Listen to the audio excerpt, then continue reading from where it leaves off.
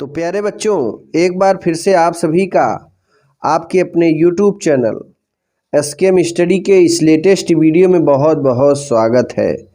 तो प्यारे बच्चों, आपके भारी डिमांड के बाद इस चैनल पर अनसॉल्व पेपर यानी 2022 से लेकर 2018 तक के प्रीवियस ईयर पेपर्स का सल्यूशन अपलोड किया जा रहा है। जी हाँ दोस्तों, बहुत बड़ी घोषणा इस चैनल पर की जा रही है। अगर आपको ध्यान देना, अगर आपको सातों सेट का, ध्यान से सुनना मेरे प्यारे बच्चों, सातों सेट का सल्यूशन चाहिए, ठीक है, 2022, 2021, 2020, 2019, 2018 लगभग अभी तो आपको हमारे एसकेएम स्टडी टेलीग्राम चैनल पर कुछ मॉडल के रूप में पीडीएफ मिलेगा। अगर आपको इसे पे करना है, खरीदना है, मॉडल पेपर्स का सल्यूशन, अनसॉल्व पेपर का सल्यूशन 22, 21, 19 और 18 का, तो सॉल्व सहित पेपर्स और उसका सल्यूशन आपको हमारी वेबसाइट पर मिल जाएगा। लिंक आपको डिस्क्रिप्शन में मिल जाएगा, वहां से जाके उसे आप बाई कर सकते हो, खरीद सकते हो। ठीक है, चलिए शुरू करते हैं बिना किसी देरी के। थोड़ा सा अगर आपको कहीं दिक्कत है तो हमारे व्हाट्सएप नंबर पर भी, वेबसाइट के व्हाट्सएप नंबर पे है, वहाँ पे जाके आप देख सकते हैं। ठीक है, तो चलिए शुरू करते हैं। सबसे पहला प्रश्न है, अच्छा कुछ और चीज़ आपको बता देते हैं। आपको प्यारे बच्चों जब एग्जाम में बैठोगे तो एक इस तरीके से यूपी बोर्ड की कॉपी मिलेगी। देखिए ये पूरा सल्यूशन इस पेपर का किया गया है। ठीक है, ये देखिए यूपी बोर्ड की कॉपी में पूरा सल्यूशन किया गया है। और जब आप बैठोगे ना तो आपको एग्जाम में एक कॉपी मिलेगी। उस कॉपी को कैसे भरना है ये अभी हम क्लियर करा देना चाहते हैं। देखो, आपको सबसे पहले एक एडमिट कार्ड ले जाना पड़ेगा और एग्जाम में आपको ये कॉपी मिलेगी, ठीक, और एक आपको पेपर मिलेगा। ठीक, पेपर आपका नीले पीले कलर का होगा।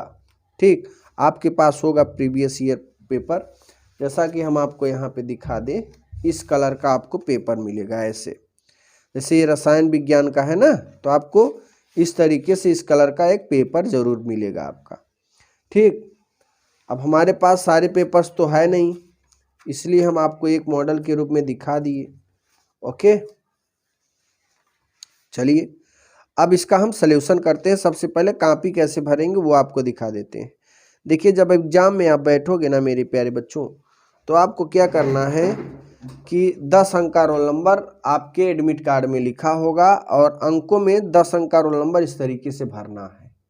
पेन से भरना अपने, हमने कंप्यूटराइड यहाँ पे भर के आपको समझाने के रूप में लिखा हुआ है, बट आपको कैसे भरना है, अपने पेन से भरना है। ठीक है, उसके बाद शब्दों में किस तरीके से लिखना है, 2 लिखना है, 3 लिखना है, ठीक है, फिर 2 लिखना है, फिर 5 लिखना है, फिर 2, फिर 3, फिर 5, फिर 4, फिर 5, फिर 0, इस तरीके से शब्दों में लिखना है। फिर विषय की बात करेंगे, जिस विषय का आप एग्जाम दे रहे हो उस विषय का यहाँ पे नाम लिखिए। प्रश्न पत्र में सभी प्रश्न पत्र में एक ही शब्द प्रयोग करेंगे, केवल प्रश्न पत्र। ओके, फिर प्रश्न पत्र पर अंकित संकेतांक, यहाँ पे देखो पेपर में संकेतांक होता है, तो कोई इस तरीके से जब पेपर पाओगे तो दाहिने तरफ ये जो होगा ना, ये संकेतांक होगा। ये संकेतांक नहीं होता है तो याद रखना, इसे संकेतांक नहीं बोलते हैं, दाहिने तरफ संकेतांक होता है। जैसे ये जो बायोलॉजी का पेपर है, इसका संकेतांक 318 GR है। ठीक, इस तरीके से 348 GR है और 7 सेट बनते हैं। तो सातों सेटों का सल्यूशन हम इस वीडियो में, मतलब इस चैनल पे कर रहे हैं। धीरे धीरे आपको सभी पेपर्स का सल्यूशन मिल जाएगा। अब देखो मेरे प्यारे बच्चों, यहाँ पे आपका संकेतांक भर देना है। फिर परीक्षा का दिन जो भी होगा आप अपने एडमिट कार्ड में देख लीजिए, या परीक्षा का दिन याद कर लेना और यहाँ पे लिख देना। फिर परीक्षा तिथि जो भी होगी एडमिट कार्ड में लिखा होगा, जिस जो पेपर होता है उसी पेपर्स के सामने आपका तारीख लिखी होती है। और जैसे आप द्वितीय पाली में दूसरी टाइम जब परीक्षा देंगे तो द्वितीय पाली लिखेंगे, प्रथम सुबह में आप परीक्षा दे रहे हैं तो यहाँ पे प्रथम पाली लिख देना। ठीक, फिर केंद्र का नाम, जिस केंद्र में आप परीक्षा दे रहे हैं उस केंद्र का नाम यहाँ पे भर देना है। तो इस तरीके से आपको कॉपी भरना है। अब हम इस पेपर्स का सल्यूशन करते हैं प्यारे बच्चों। तो एक पेज जैसे ही आप पलटोगे ना, इस तरीके से पूरा सल्यूशन मिलेगा। देखो, पहला है भ्रूणपोष की कोशिकाएं होती हैं। तो भ्रूणपोष की कोशिकाएं क्या होती हैं दोस्तों? तो याद रखना त्रिगुणित होती हैं। कैसे होती हैं? त्रिगुणित होती हैं, याद रखना। ठीक है, कैसे होती हैं? त्रिगुणित होती हैं। आगे देखिए अगला नंबर, अगला है प्रश्न, मेंडल के एकल एंकर क्रॉस में मटर के लंबे और बौने पौधों का फीटोटाइड अनुपात क्रमशः होता है। तो याद रखना 3:1 के अनुपात में होता है। ठीक है, टाइफाइड के रोग जनन का नाम, टाइफाइड के रोग जनन का नाम क्या है? तो याद रखना दोस्तों साल्मोनेला, साल्मोनेला नाम है। ओके, फिर है निम्नलिखित में से कौन सा लक्षण मरूद स्थली पौधे का नहीं है? तो याद रखना दोस्तों यहाँ पे ये है पत्तियों पर रंध्र दोनों सतहों पर बराबर संख्या में पाए जाते हैं। ओके, अब आगे दूसरे प्रश्न पर आ जाइए। अगला प्रश्न है दूसरे का क, यदि किसी पौधे के परागण में क्रोमोसोम की संख्या 21 है तो उसके अंड कोशिका और युग्मनज कोशिका के क्रोमोसोम की संख्या लिखिए। तो यहाँ पर इसकी जो संख्या है दूसरे का यहाँ पे दिया गया है। दूसरे का पूरा उत्तर यहाँ पे लिखा गया है। तो प्यारे बच्चों हम क्या करेंगे, इसका उत्तर देखिए, यदि किसी पौधे के परागण में क्रोमोसोम की संख्या 21 है तो उसके अंड कोशिका और युग्मनज कोशिका के क्रोमोसोम की संख्या 42 होगी। ठीक है, यह है दूसरे का उत्तर। अब आ जाते हैं दूसरे के ख में। ओके, दूसरे के ख,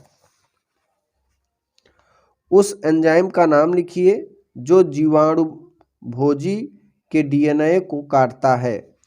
ठीक, तो दूसरे का ख का जो उत्तर है प्रतिबंध एंडोन्यूक्लिएज एंजाइम जीवाणु भोजी के डीएनए को काटता है। ठीक है, दूसरे का उत्तर। अब आ जाते हैं दूसरे के ग, चरघातांकी वृद्धि के समीकरणों को लिखिए। तो चरघातांकी वृद्धि के समीकरण हैं जन अंगों, जनन रोगों, संतान उत्पत्ति, सहगर्भता, मादा आर्तचक्र, गर्भपात। ठीक है, और यहाँ पे इसका ग्राफ है इस तरीके से, यहाँ पर ग्राफ इस तरीके चलेगा फिर धड़ाधड़ उड़ जाएगा। ठीक, ये आपका ग्राफ है, इधर समय है, इधर जनसंख्या वृद्धि है। एक्स अक्ष पर समय को लेते हैं, वाई अक्ष पर जनसंख्या वृद्धि होती है। फिर दूसरे के अंगा की अगर बात करें मेरे प्यारे बच्चों, दूध से दही बनाने वाले बैक्टीरिया का नाम लिखिए। तो दूध से दही बनाने वाले लैक्टोबैसिलस का प्रयोग किया जाता है, लैक्टोबैसिलस का। ठीक, याद रखना। अब आ जाइए तीसरे का क में, अनिषेक जनित फल क्या है? एक उदाहरण दीजिए। अनिषेक जनित फल अंडाशय से बिना निषेचन के फल निर्माण की क्रिया को अनिषेक फलन कहते हैं, जैसे अनार और अंगूर। अब आगे देखिए मेरे प्यारे बच्चों, तीसरे का हो गया। अब आ जाते हैं, देखिए आगे पात्रे निषेचन, अभी दूसरे का घ थोड़ा बाकी था उसको भी दिखा देते हैं। पात्रे निषेचन को संक्षेप में लिखिए। तो दूसरे का घ है पात्रे निषेचन। पात्रे निषेचन या IVF एक प्रक्रिया है जिसके द्वारा हम शुक्राणु को सीधे अंडकोश के कोशाद्रव्य में प्रवेश कराते हैं जिससे युग्मनज बनता है। फिर इनको माता के गर्भ में धारण या रोपण करा दिया जाता है। इस प्रक्रिया को ICZI इंट्राबायोसिस मैकन स्पेक्ट्रम इंजेक्शन के द्वारा कराते हैं। ठीक है दोस्तों, चलिए अब आगे बढ़ेंगे। अगला क्वेश्चन है, अब देखिए मेरे प्यारे बच्चों, यहाँ पे तीसरे क के बाद तीसरे का ख और ग आपको करना है, क्योंकि बहुत ही इजी क्वेश्चन है। सयुग्मी असली जोड़े से क्या समझते हैं। और ग नंबर है छायोद्भिद को उदाहरण देते हुए लिखिए। 1 2 नंबर क्या है, हम आ जाते हैं घ पे। ठीक है, तीसरे घ है काई प्रोटीन क्या है, इसको पैदा करने वाले जीव का नाम लिखिए। तो यहाँ पे देखिए काई प्रोटीन है। काई प्रोटीन एक विषाक्त प्रोटीन है जो साइटोसाइजेन द्वारा कोड की जाती है। काई प्रोटीन कई प्रकार के होते हैं, जैसे जो प्रोटीन जीन काई 1AC व काई AB द्वारा क्रूडबद्ध होते हैं वे कपास के मुकुल कृमि को नियंत्रित कराते हैं, जबकि काई AB मक्का छेदक को नियंत्रित करता है। काई प्रोटीन बेसिलस यूरिलजिएसिस BT द्वारा बनता है। इसके निर्माण को नियंत्रित कराने वाले जीन को काई जीन कहते हैं, जैसे काई 1AB काई 1AC काई 11AB1। यह जीवाणु प्रोटीन को एंडोटॉक्सिन के रूप में प्रोटॉक्सिन क्रिस्टलीय अवस्था में उत्पन्न कराता है। ठीक है, 2 काई जीन काटन में डालते जाते हैं, जबकि एक काटन BT कार्न में डाला जाता है, जिसके फलस्वरूप BT काटन का बाला वार्म के लिए प्रतिरोध बन जाता है, जबकि BT कार्न प्रतिरोधकता बन जाता है, जबकि BT कार्न प्रतिरोधक कार्बोर के लिए विकसित किया जाता है। अब आ जाते हैं तीसरे के अंग में।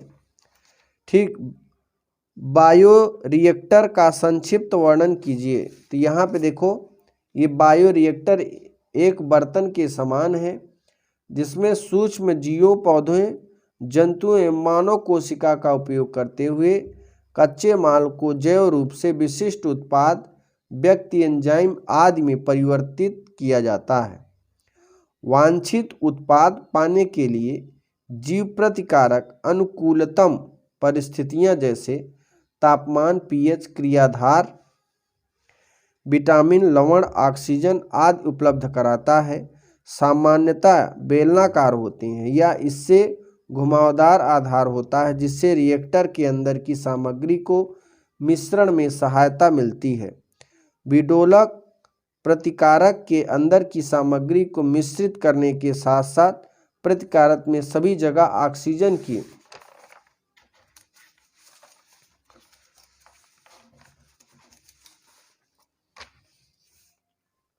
उपलब्धता भी कराते हैं। प्रत्येक जीव प्रतिकारक रिएक्टर में एक प्रक्षोभक यंत्र होता है। इसके अतिरिक्त उसमें ऑक्सीजन पर्याय यंत्र झाग होता है।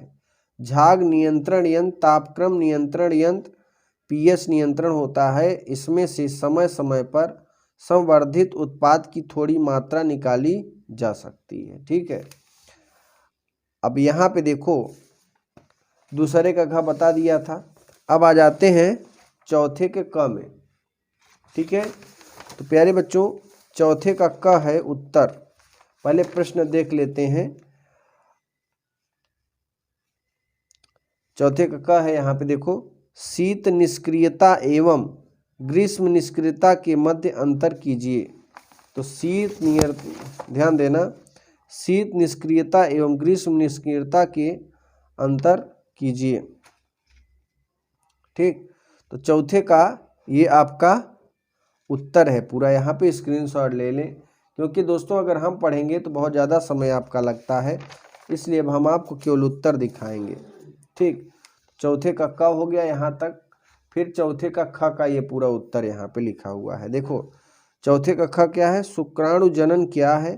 संक्षेप में शुक्राणु जनन की प्रक्रिया का वर्णन कीजिए। ठीक, ये पूरा देखो शुक्राणु जनन यहाँ पे लिखा हुआ है और यहाँ पर भी इसका उत्तर ये भी है। ठीक, तो स्क्रीनशॉट लें सभी बच्चे और आगे बढ़ेंगे। यहाँ पर भी ये थोड़ा सा लिखा हुआ है। फिर चौथे का ग, निम्नलिखित में संक्षिप्त टिप्पणी, 2 टिप्पणी देना है, एक अपूर्ण प्रभाविता, एक टीकाकरण। तो ग का है एक अपूर्ण प्रभाविता यहाँ पे लिखना है। ठीक, टीकाकरण ये हो गया। ये चौथे का ग का दूसर का पॉइंट है। टीकाकरण यहाँ पे पूरा लिखा हुआ है। तो सभी बच्चे इसका स्क्रीनशॉट लें। अब आगे बढ़ेंगे, थोड़ा ये भी है टीकाकरण फिगर सहित। ठीक, चलिए अब आ जाते हैं पांचवें में। पांचवें में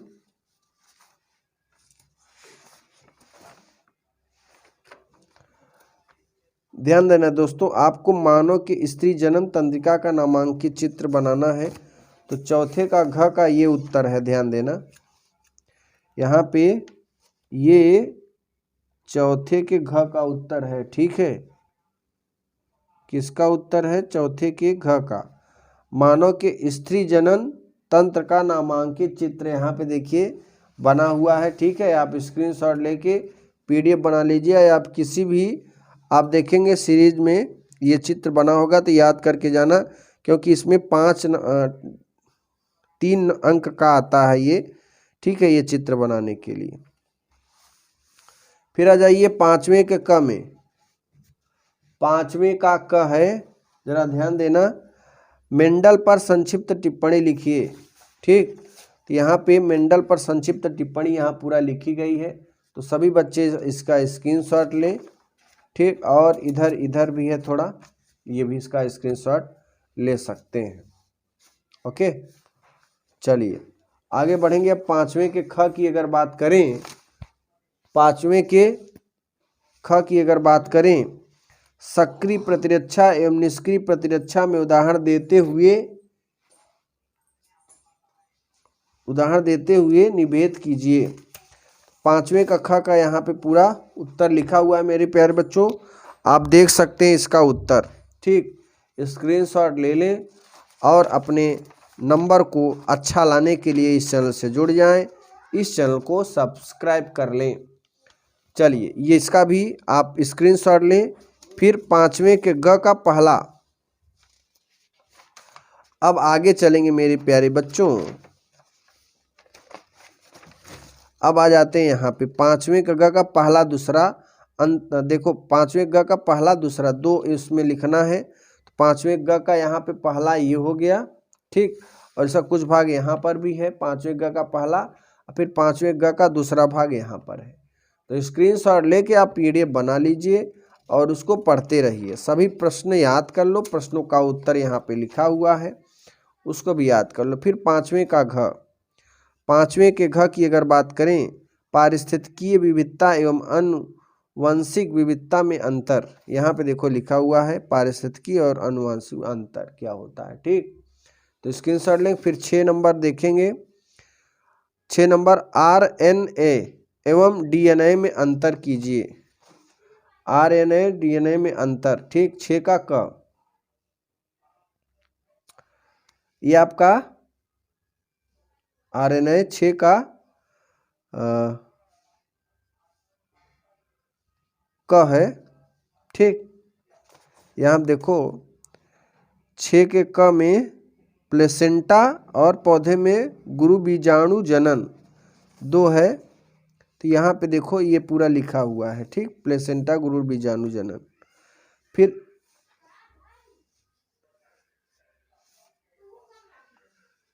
फिर 6वें के ख का उत्तर यहाँ पे लिखा हुआ है, आप इसे देख सकते हैं ये पूरा।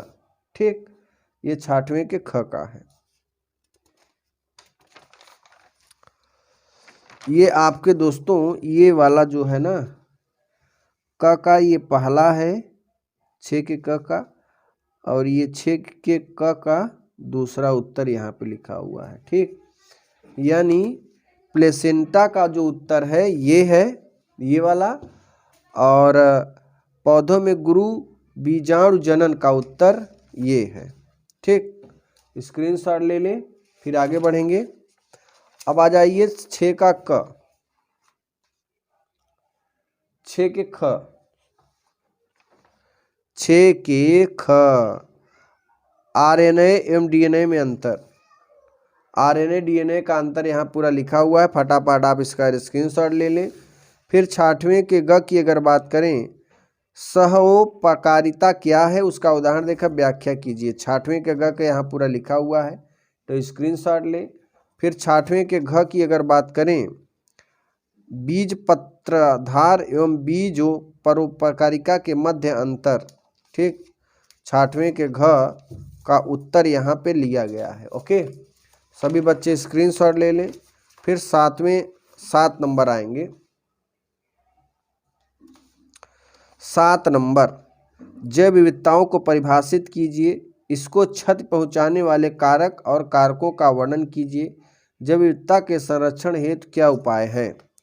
ठीक, यहाँ पे इसका उत्तर यहाँ पे दिया गया है। तो सभी बच्चे स्क्रीनशॉट लें। इसका ये भी उत्तर है, कम से कम 2 पेज है क्योंकि 5 अंक का उत्तर है ये।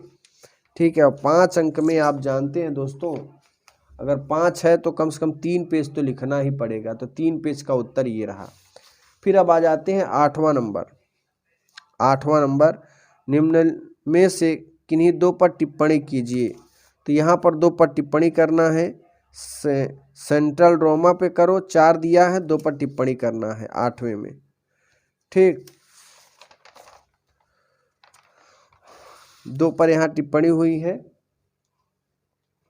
देखिए इस पे की गई है, इस पर दूसरा है ना, यानी इसका दूसरा है ये, इस पर टिप्पणी की गई 8वें का दूसरा।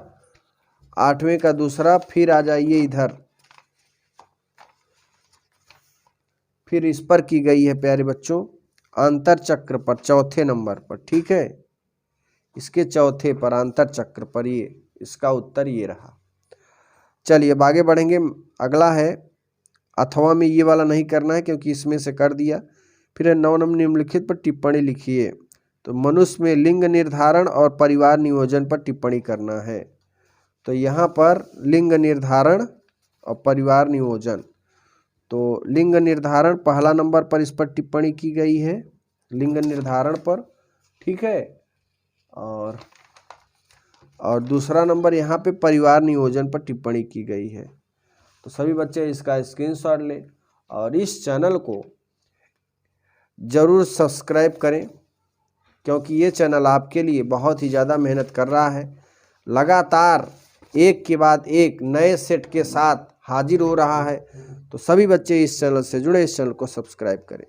अगले वीडियो में ऐसा ही एक नया अंशाल पेपर का सल्यूशन, एक मॉडल पेपर का सल्यूशन लेकर हाजिर होंगे। तब तक के लिए जय हिंद, जय भारत, वंदे मातरम।